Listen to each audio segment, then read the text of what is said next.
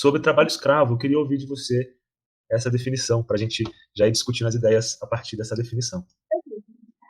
Segundo, eu sou técnica em segurança do trabalho também, e durante o curso a gente foi fazendo muitos trabalhos referentes à exaustão.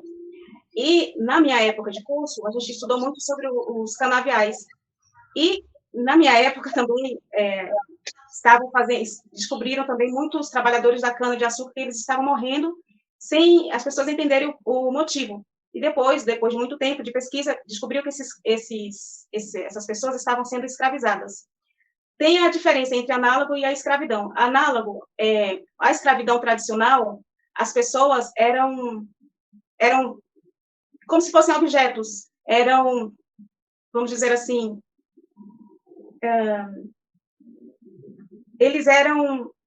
alguém era proprietário dele, era a propriedade de alguém.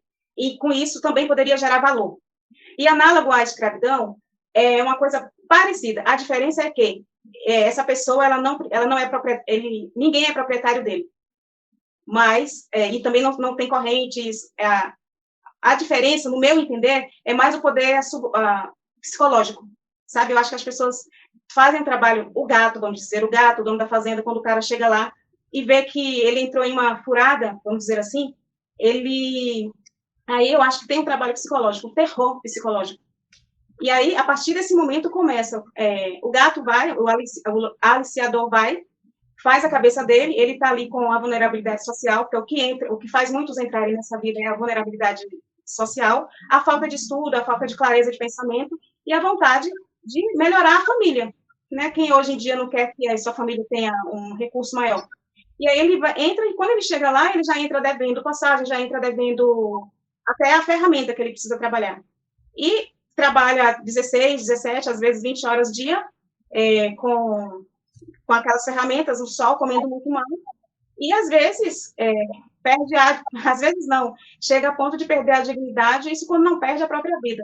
Quando alguém não tira a própria vida, ou ele morre de exaustão, que essa exaustão, que na verdade é o esgotamento físico, e que hoje em dia, né, a partir de 96, né, depois de uma pesquisa de 1974, de um Ebert, ele é um alemão, o sobrenome eu não vou saber falar, então depois vocês pesquisem. Então em 74, ele passa por um processo, ele é um médico, ele passa por um processo de exaustão, ele foi se pesquisando. E em 96, encontram-se, então, 20 anos depois quase, encontra-se a tripartite, né, que faz com que as pessoas entendam o que é burnout. Que burnout é fogo fora, ou queimação, uma forma de se queimar, de exaustão, parecido com combustão, né, parecido com um avião. Sim. Que leva todo o impulso e depois tem um momento que ele não tem mais combustível, aí ele se queima, se autodestrói. E é mais ou menos o que burnout. Isso falando por leve de burnout, tá? E em 2013, foi descoberto em uma fazenda aqui em São Paulo, na cana-de-açúcar, onde os trabalhadores morriam dessa forma, e descobriram que, na verdade, eles morriam como os escravos tradicionais morriam de exaustão. E é muito triste a gente viver numa atualidade tão progressista, em todos os sentidos, tanto direito quanto esquerda, quanto pensamento, quanto de tecnologia, a gente ver um humano sendo escravizado, né? Às vezes eu falo com os meus amigos que a gente está vivendo um processo de desumanização.